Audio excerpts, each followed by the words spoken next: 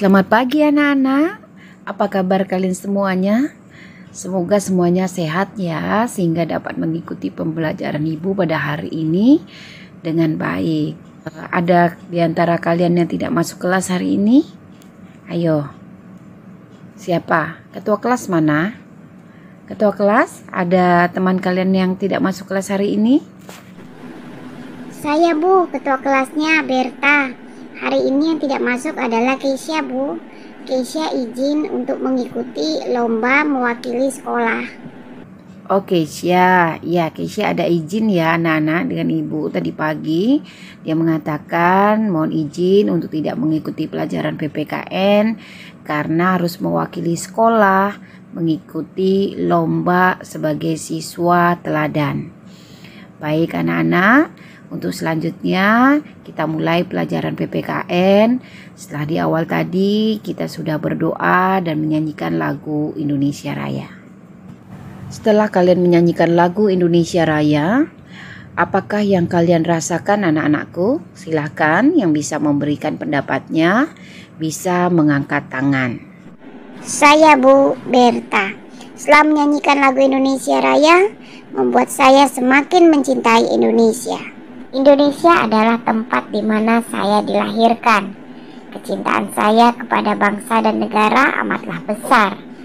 Bentuk kecintaan saya kepada bangsa dan negara saya wujudkan dengan belajar tekun, sehingga kelak saya dapat meraih cita-cita saya, yaitu menjadi orang yang berguna bagi bangsa dan negara, yang tahu akan hak dan kewajibannya. Bagus Berta, semoga apa yang kamu sampaikan ini bukan saja menjadi mimpi-mimpi kamu, tapi menjadi mimpi-mimpi seluruh bangsa Indonesia.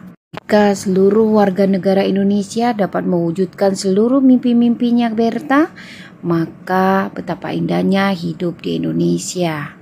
Ya, Indonesia yang kita cintai ini akan dengan mudah menghadapi segala tantangan, hambatan, dan rintangan yang ada di depan mata. Ibu, mengapa dengan kita mencintai Indonesia kita dapat menghadapi segala tantangan dan hambatan yang ada di depan mata? Karena jika kita mencintai Indonesia, maka kita akan siap mengorbankan jiwa dan raga kita demi Indonesia. Anak-anakku, jika kita sudah berani mengorbankan jiwa dan raga kita untuk Indonesia, apa yang tidak bisa kita capai? Bagaimana Berta, kamu sudah mengerti apa yang Ibu jelaskan? Sangat mengerti Bu. Salah satu contohnya adalah jika kita mencintai Indonesia, kita akan mengesampingkan sikap egoisme kita. Sikap egoisme yang terkadang menjadi penghambat bagi kita untuk mengatasi masalah bangsa ini. Ya, benar sekali Berta. Sikap egoisme kita inilah yang kadang menjadi penyebab terjadinya kasus pelanggaran hak dan pengingkaran kewajiban warga negara. Nah, untuk mencegah terjadinya kasus pelanggaran hak dan pengingkaran kewajiban warga negara, tentunya kita perlu melakukan tindakan terbaik sebagai warga negara yang baik. Nah, apa saja tindakan terbaik untuk mengatasi berbagai kasus pelanggaran hak dan pengingkaran kewajiban warga negara? Ayo anak-anak, siapa yang berani maju ke depan untuk menyampaikan jawabannya? Silahkan. Saya Bu Agus. Izinkan saya untuk menjawab pertanyaan Ibu. Tindakan terbaik atau upaya pencegahan yang dapat kita lakukan untuk mengatasi berbagai kasus pelanggaran hak dan pengingkaran kewajiban warga negara. Yang pertama adalah supremasi hukum dan demokrasi harus ditegakkan. Nah, pendekatan hukum dan pendekatan dialogis harus dikemukakan dalam rangka melibatkan partisipasi masyarakat dalam kehidupan berbangsa dan bernegara.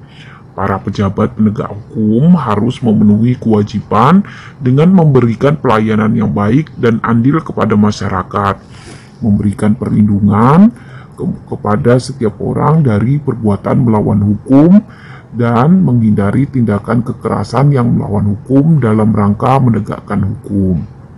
Yang kedua, mengoptimalkan peran lembaga-lembaga selain lembaga tinggi negara yang berwenang dalam penegakan hak dan kewajiban warga negara seperti Komisi Pemberantasan Korupsi (KPK), Lembaga Ombudsman Republik Indonesia, Komisi Nasional Hak Asasi Manusia atau Komnas HAM, Komisi Perlindungan Anak Indonesia atau KPAI, dan Komisi Nasional Anti Kekerasan Terhadap Perempuan atau Komnas Perempuan. Yang ketiga, meningkatkan kualitas pelayanan publik untuk mencegah terjadinya berbagai bentuk pelanggaran hak dan pengingkaran kewajiban warga negara oleh pemerintah. Keempat, meningkatkan pengawasan dari masyarakat dan lembaga-lembaga politik terhadap setiap upaya penegakan hak dan kewajiban warga negara. Yang kelima, meningkatkan penyebarluasan prinsip-prinsip kesadaran bernegara kepada masyarakat melalui lembaga pendidikan formal seperti sekolah atau perguruan tinggi maupun non-formal, yaitu kegiatan-kegiatan keagamaan dan kursus-kursus. Yang keenam, meningkatkan profesionalisme lembaga keamanan dan pertahanan negara. Yang ketujuh, meningkatkan kerjasama yang harmonis antar kelompok atau golongan dalam masyarakat agar mampu saling memahami dan menghormati keyakinan dan pendapat masing-masing. Ya, bagus Agus. Terima kasih ya. Selain melakukan upaya pencegahan, pemerintah juga menangani berbagai kasus yang sudah terjadi. Upaya penanganan dilakukan oleh lembaga-lembaga negara yang mempunyai fungsi utama untuk menegakkan hukum. Lembaga-lembaga apakah itu? Ayo, siapa yang bisa menjawab? Saya Bu Berta. Yang pertama adalah kepolisian. Kepolisian melakukan penanganan terhadap kasus-kasus yang berkaitan dengan pelanggaran terhadap hak warga negara untuk mendapatkan rasa aman, seperti penangkapan pelaku tindak pidana umum, yaitu pembunuhan, perampokan, penganiayaan, dan sebagainya, dan tindakan pidana teroris. Selain itu, kepolisian juga menangani kasus-kasus yang berkaitan dengan pelanggaran peraturan lalu lintas. Yang kedua, Tentara Nasional Indonesia melakukan penanganan terhadap kasus-kasus yang berkaitan dengan gerakan separatisme, ancaman keamanan dari luar, dan sebagainya. Yang ketiga, Komisi Pemberantasan Korupsi melakukan penanganan terhadap kasus-kasus korupsi dan penyalahgunaan keuangan negara. Yang keempat, Lembaga Peradilan melakukan perannya untuk menjatuhkan vonis atas kasus pelanggaran hak dan pengingkaran kewajiban warga negara. Ya, bagus Berta. Anak-anakku, upaya pencegahan dan penanganan pelanggaran hak dan kewajiban warga negara yang dilakukan oleh pemerintah tidak akan berhasil tanpa didukung oleh sikap dan perilaku warga negaranya yang mencerminkan penegakan hak dan kewajiban warga negara. Sebagai warga negara dari bangsa dan negara yang beradab, sudah sepantasnya sikap dan perilaku kita mencerminkan sosok manusia beradab yang selalu menghormati keberadaan orang lain. Sikap tersebut dapat kalian tampilkan dalam perilaku di lingkungan keluarga, sekolah, masyarakat, bangsa, dan negara. Selanjutnya, ayo siapa di antara kalian yang dapat menyimpulkan pembelajaran kita hari ini? Silakan. Saya Agus Bu, izinkan saya menyimpulkan pembelajaran kita hari ini. Pada hari ini, saya belajar bahwa tindakan terbaik dari penegakan hak dan kewajiban warga negara adalah dengan mencegah timbulnya semua faktor penyebab dari pelanggaran hak dan pengingkaran kewajiban warga negara.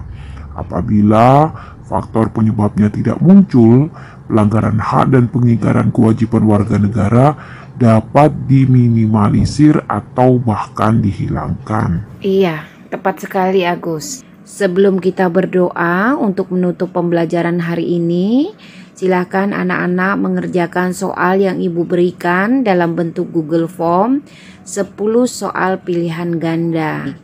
Akhir kata, sekian, terima kasih. Sampai ketemu lagi minggu depan.